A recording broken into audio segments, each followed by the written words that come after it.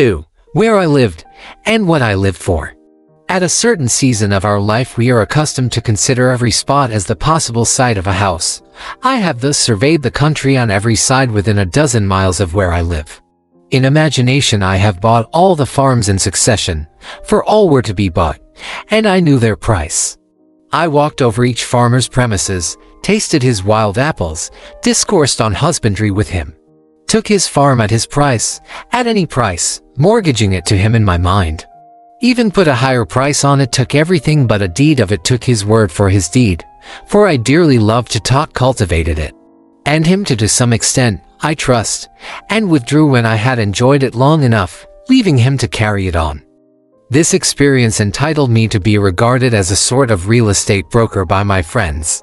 Wherever I sat, there I might live, and the landscape radiated from me accordingly. What is a house but a seat? Better if a country seat.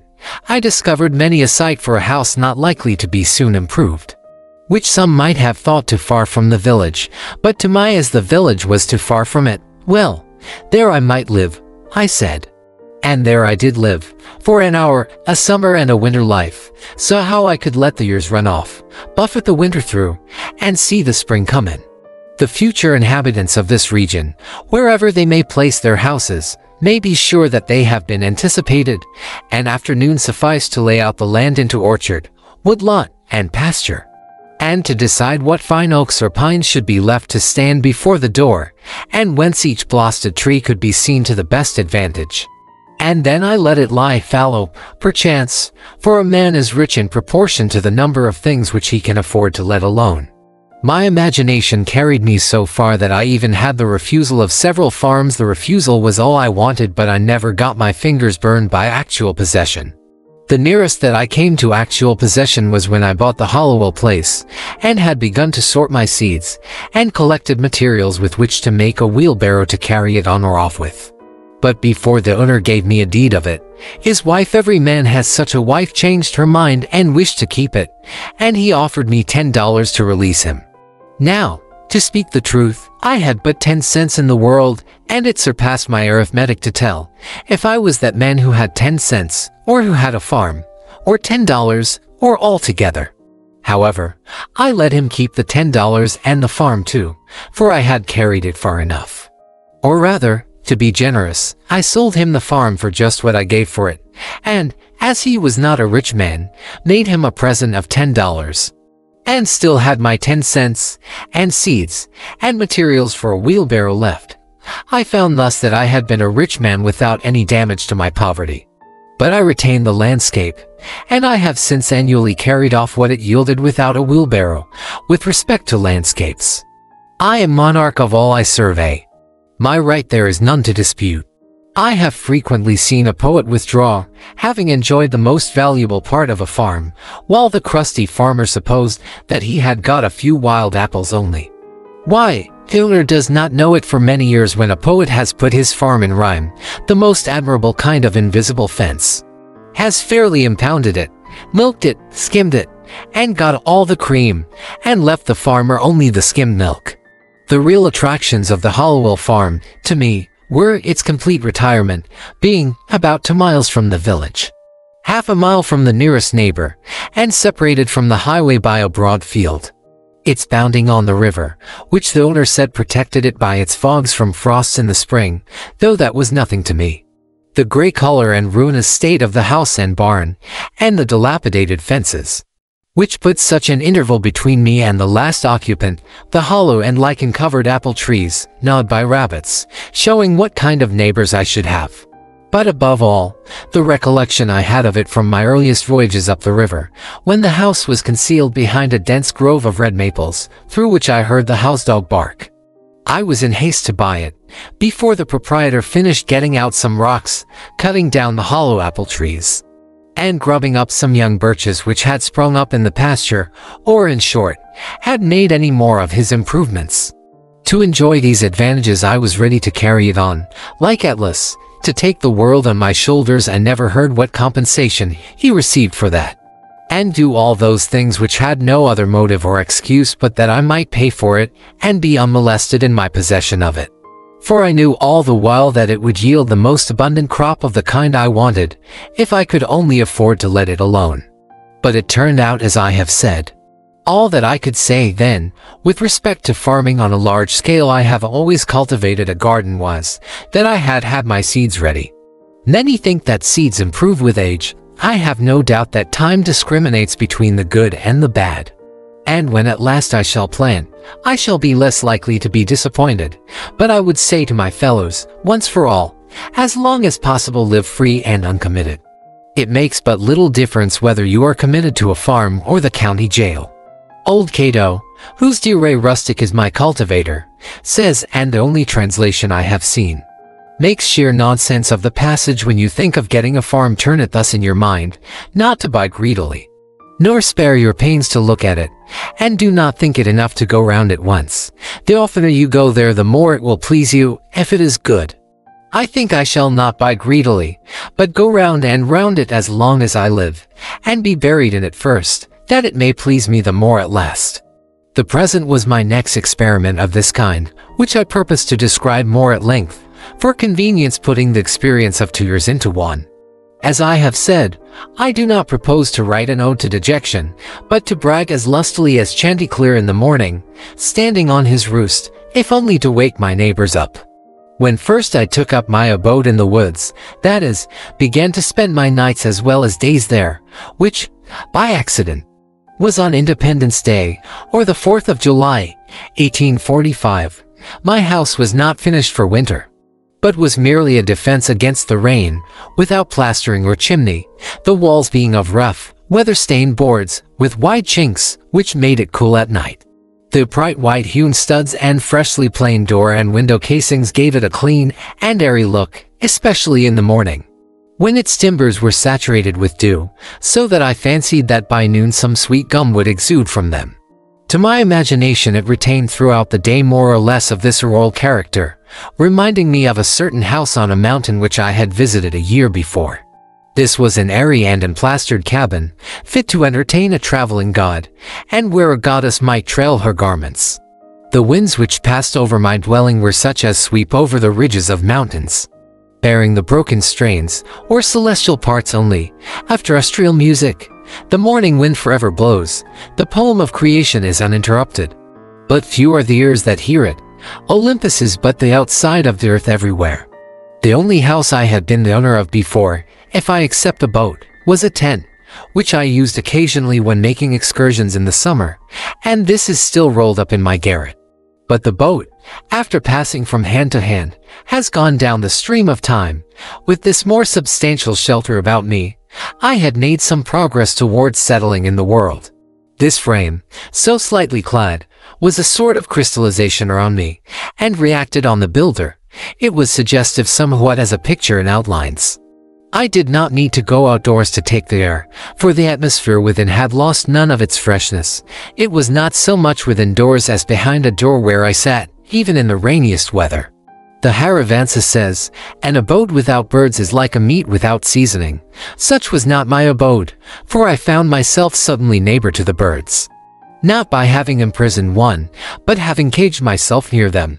I was not only nearer to some of those which commonly frequent the garden and the orchard, but to those smaller and more thrilling songsters of the forest which never, or rarely, serenade a villager: the wood thrush, the veery, the scarlet tanager, the field sparrow, the whippoorwill, and many others.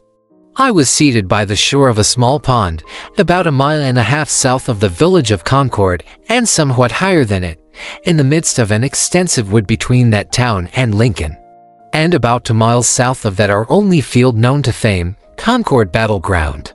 But I was so low in the woods that the opposite shore, 1/2 mile off, like the rest, covered with wood, was my most distant horizon. For the first week, whenever I looked out on the pond, it impressed me like a tarn high up on the side of a mountain, its bottom far above the surface of other lakes, and, as the sun arose, I saw it throwing off its nightly clothing of mist. And here and there, by degrees, its soft ripples or its smooth reflecting surface was revealed, while the mists, like ghosts, were stealthily withdrawing in every direction into the woods, as at the breaking up of some nocturnal conventicle. the very dew seemed to hang upon the trees later into the day than usual, as on the sides of mountains.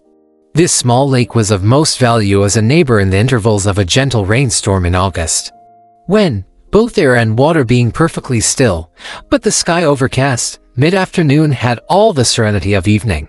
And the wood thrush sang around, and was heard from shore to shore. A lake like this is never smoother than at such a time. And the clear portion of the air above it being shallow and darkened by clouds, the water, full of light and reflections, becomes a lower heaven itself, so much the more important. From a hilltop nearby, where the wood had been recently cut off, there was a pleasing vista southward across the pond, through a wide indentation in the hills which formed the shore there, where their opposite sides sloping toward each other suggested a stream flowing out in that direction through a wooded valley, but stream there was none. That way I looked between and over the near green hills to some distant and higher ones in the horizon, tinged with blue. Indeed, by standing on tiptoe, I could catch a glimpse of some of the peaks of the still bluer and more distant mountain ranges in the northwest, those true blue coins from heaven's own mint, and also of some portion of the village. But in other directions, even from this point, I could not see over or beyond the woods which surrounded me. It is well to have some water in your neighborhood, to give buoyancy to and float the earth. One value even of the smallest well is, that when you look into it you see that earth is not continent but insular. This is as important as that it keeps butter cool. When I looked across the pond from this peak toward the Sudbury Meadows, which in time of flood I distinguished elevated perhaps by a mirage in their seething valley, like a coin in a basin, all the earth beyond the pond appeared like a thin crust insulated and floated even by this small sheet of interverting water. And I was reminded that this on which I dwelt was but dry land.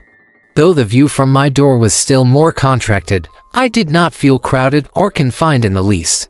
There was pasture enough for my imagination. The low shrub oak plateau to which the opposite shore rose stretched away toward the prairies of the west and the steppes of Tartary, affording ample room for all the roving families of men. There are none happy in the world but beings who enjoy freely a vast horizon, said Damodara, when his herds required new and larger pastures. Both place and time were changed, and I dwelt nearer to those parts of the universe and to those eras in history which had most attracted me. Where I lived was as far off as many a region viewed nightly by astronomers. We are wont to imagine rare and delectable places in some remote and more celestial corner of the system. Behind the constellation of Cassiopeia's chair, far from noise and disturbance, I discovered that my house actually had its site in such a withdrawn, but forever new and unprofaned part of the universe. If it were worth the while to settle in those parts near to the Pleiades or the Hyades, to Aldebaran or Altair, then I was really there, or at an equal remoteness from the life which I had left behind, dwindled and twinkling with as fine array to my nearest neighbor, and to be seen only in moonless nights by him. Such was that part of creation where I had squatted. There was a shepherd that did live, and held his thoughts as high as were the mounts whereon his flocks did hourly feed him by. What should we think of the shepherd's life if his flocks always wandered to higher pastures than his thoughts? Every morning was a cheerful invitation to make my life of equal simplicity, and I may say innocence, with nature herself. I have been as sincere a worshipper of Aurora as the Greeks. I got up early and bathed in the pond. That was a religious exercise, and one of the best things which I did. They say that characters were engraven on the bathing tub of King Chingthang to this effect: renew thyself completely each day. Do it again, and forever again. I can understand that. Morning brings back the heroic ages. I was as much affected by the faint hum of a mosquito making its invisible and unimaginable tour through my apartment at earliest dawn, when I was sitting with door and windows open, as I could be by any trumpet that ever sang of fame. It was Homer's Requiem, itself an Iliad and Odyssey in the air, singing its own wrath and wanderings. There was something cosmical about it, a standing advertisement, till forbidden, of the everlasting vigor and fertility of the world. The morning, which is the most memorable season of the day, is the awakening hour. Then there is least somnolence in us, and for an hour, at least, some part of us awakes which slumbers all the rest of the day and night. Little is to be expected of that day, if it can be called a day, to which we are not awakened by our genius. but by the mechanical nudgings of some servitor, are not awakened by our own newly acquired force and aspiration from within, accompanied by the undulations of celestial music instead of factory bells, and a fragrance filling the air to a higher life than we fell asleep from, and thus the darkness bear its fruit, and prove itself to be good, no less than the light. That man who does not believe that each day contains an earlier, more sacred, and auroral hour than he has yet profaned, has despaired of life, and is pursuing a descending and darkening way. After a partial cessation of his sensuous life, the soul of man, or its organs rather, are reinvigorated each day, and his genius tries again what noble life it can make. All memorable events, I should say, transpire in morning time and in a morning atmosphere. The Vedas say, all intelligence is awake with the morning. Poetry and art, and the fairest and most memorable of the actions of men, date from such an hour. All poets and heroes, like Memnon, are the children of Aurora, and emit their music at sunrise.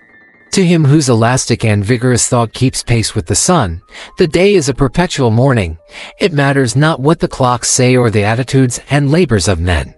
Morning is when I am awake, and there is a dawn in me. Moral reform is the effort to throw off sleep.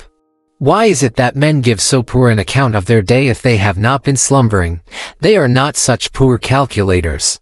If they had not been overcome with drowsiness, they would have performed something. The millions are awake enough for physical labor. But only 1 in a million is awake enough for effective intellectual exertion. Only 1 in 100 millions to a poetic or divine life. To be awake is to be alive. I have never yet met a man who was quite awake. How could I have looked him in the face? We must learn to reawaken and keep ourselves awake, not by mechanical aids, but by an infinite expectation of the dawn, which does not forsake us in our soundest sleep. I know of no more encouraging fact than the unquestionable ability of man to elevate his life by a conscious endeavor. It is something to be able to paint a particular picture, or to carve a statue, and so to make a few objects beautiful. But it is far more glorious to carve and paint the very atmosphere and medium through which we look, which morally we can do, to affect the quality of the day. That is the highest of arts. Every man is tasked to make his life, even in its details, worthy of the contemplation of his most elevated and critical hour. If we refused, or rather used up, such paltry information as we get, the oracles would distinctly inform us how this might be done. I went to the woods because I wished to live deliberately, to front only the essential facts of life, and see if I could not learn what it had to teach, and not, when I came to die, discover that I had not lived. I did not wish to live what was not life. Living is so dear, nor did I wish to practice resignation, unless it was quite necessary. I wanted to live deep and suck out all the marrow of life, to live so sturdily and Spartan-like as to put to rout all that was not life. To cut a broad swath and shave close, to drive life into a corner, and reduce it to its lowest terms, and, if it proved to be mean, why then to get the whole and genuine meanness of it, and publish its meanness to the world. Or if it were sublime, to know it by experience, and be able to give a true account of it in my next excursion.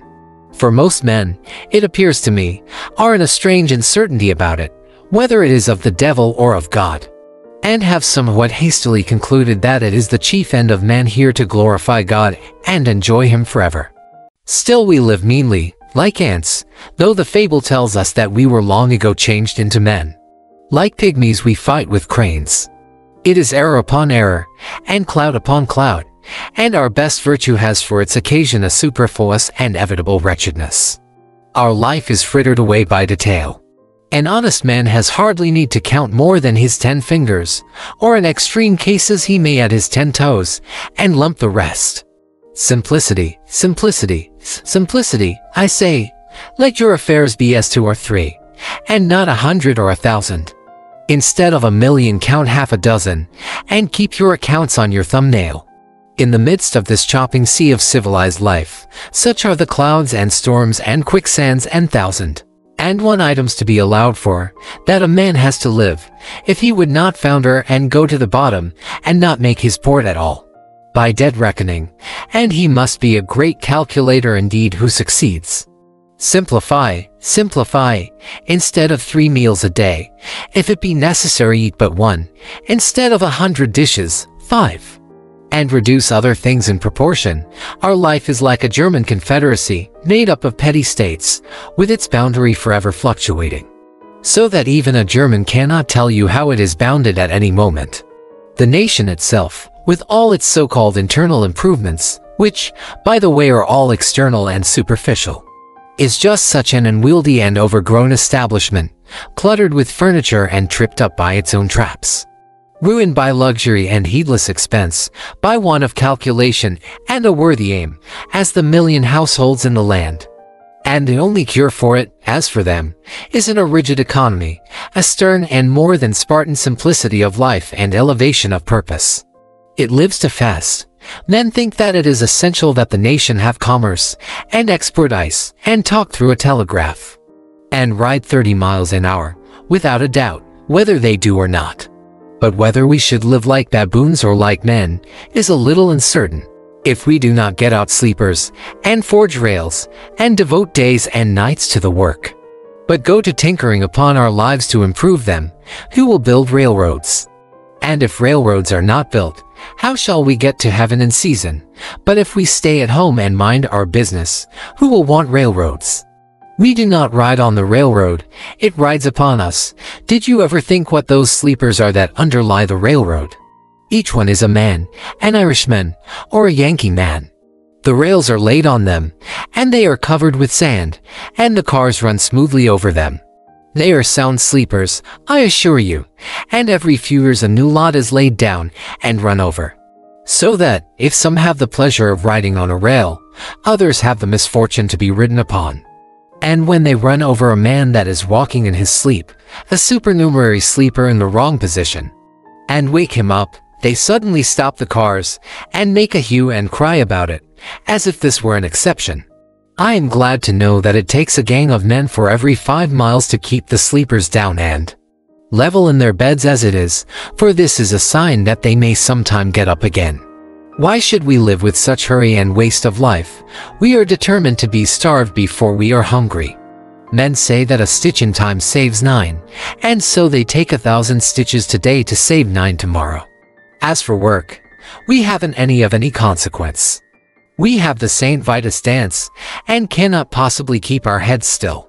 If I should only give a few pulls at the parish bell rope, as for a fire, that is, without setting the bell, there is hardly a man on his farm in the outskirts of Concord, notwithstanding that press of engagements which was his excuse so many times this morning, nor a boy, nor a woman, I might almost say, but would forsake all and follow that sound, not mainly to save property from the flames, but, if we will confess the truth, much more to see it burn, since burn it must. And we, be it known, did not set it on fire or to see it put out, and have a hand in it, if that is done as handsomely. Yes, even if it were the parish church itself. Hardly a man takes a half-hour's nap after dinner, but when he wakes he holds up his head and asks, "What's the news?" As if the rest of mankind had stood his sentinels. Some give directions to be waked every half-hour, doubtless for no other purpose, and then, to pay for it, they tell what they have dreamed. After a night's sleep the news is as indispensable as the breakfast. Pray tell me anything new that has happened to a man anywhere on this globe, and he reads it over his coffee and rolls. That a man has had his eyes gouged out this morning on the Waikato River, never dreaming the while that he lives in the dark and fathomed mammoth cave of this world, and has but the rudiment of an eye himself. For my part, I could easily do without the post office. I think that there are very few important communications made through it. To speak critically, I never received more than 1 or 2 letters in my life. I wrote this some years ago that were worth the postage. The penny post is commonly an institution through which you seriously offer a man that penny for his thoughts which is so often safely offered in jest, and I am sure that I never read any memorable news in a newspaper. If we read of one man robbed, or murdered, or killed by accident, or one house burned, or one vessel wrecked, or one steamboat blown up, or one cow run over on the Western Railroad, or one mad dog killed, or one lot of grasshoppers in the winter, we never need read of another. One is enough. If you are acquainted with the principle, what do you care for a myriad instances and applications? To a philosopher all news, as it is called, is gossip, and they who edit and read it are old women over their tea. Yet not a few are greedy after this gossip. There was such a rush, as I hear, the other day at one of the offices to learn the foreign news by the last arrival, that several large squares of plate glass belonging to the establishment were broken by the pressure news, which I seriously think a ready wit might write a 12-month or 12 years beforehand with sufficient accuracy. As for Spain, for instance, if you know how to throw in Don Carlos and the Infanta, and Don Pedro and Seville and Granada, from time to time in the right proportions, they may have changed the names a little since I saw the papers, and serve up a bullfight when other entertainments fail. It will be true to the letter, and give us as good an idea of the exact state or ruin of things in Spain as the most succinct and lucid reports under this head in the newspapers. And as for England, almost the last significant scrap of news from that quarter was the Revolution of 1649. And if you have learned the history of her crops for an average year, you never need attend to that thing again, unless your speculations are of a merely pecuniary character. If one may judge who rarely looks into the newspapers, nothing new does ever happen in foreign parts, a French Revolution not excepted. What news? How much more important to know what that is which was never old. Ku-P-U, great dignitary of the state of Wei, sent a man to Count Su to know his news. Count Su caused the messenger to be seated near him, and questioned him in these terms: "What is your master doing?" The messenger answered with respect, "My master desires to diminish the number of his faults, but he cannot accomplish it." The messenger being gone, the philosopher remarked, "What a worthy messenger! What a worthy messenger!"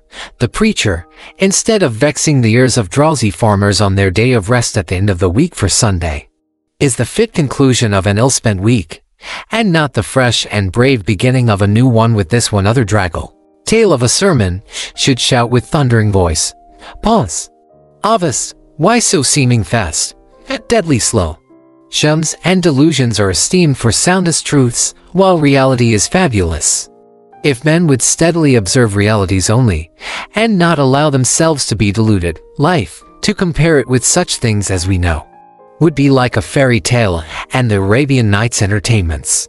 If we respected only what is inevitable and has a right to be, music and poetry would resound along the streets.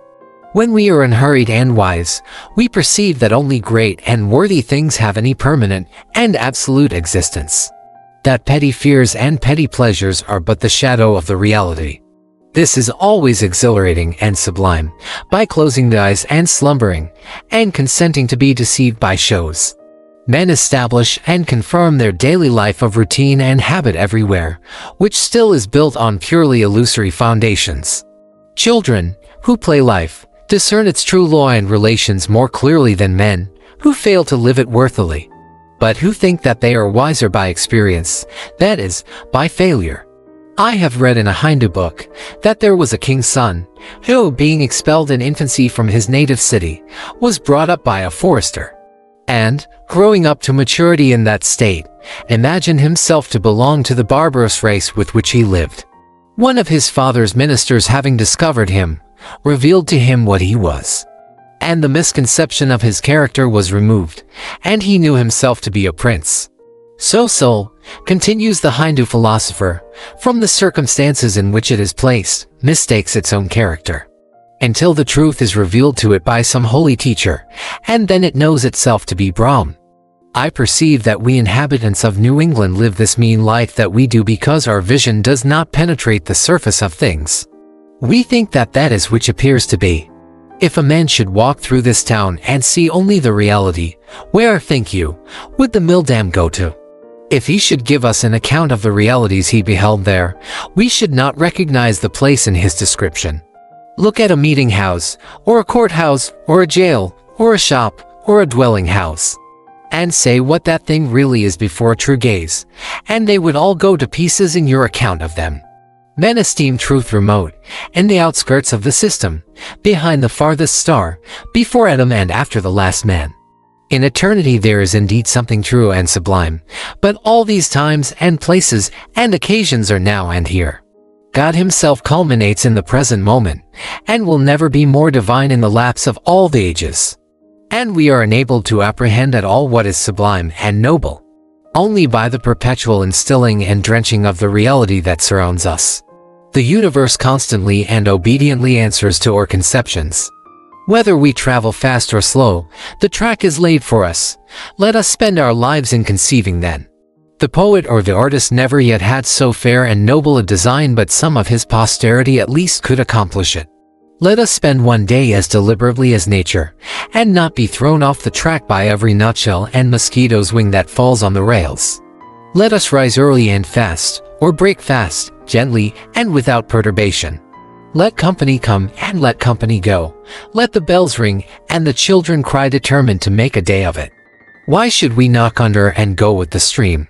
Let us not be upset and overwhelmed in that terrible rapid and whirlpool called a dinner, situated in the meridian shallows. Weather this danger and you are safe, for the rest of the way is downhill. With unrelaxed nerves, with morning vigor, sail by it, looking another way, tied to the mast like Ulysses. If the engine whistles, let it whistle till it is hoarse for its pains. If the bell rings, why should we run? We will consider what kind of music they are like.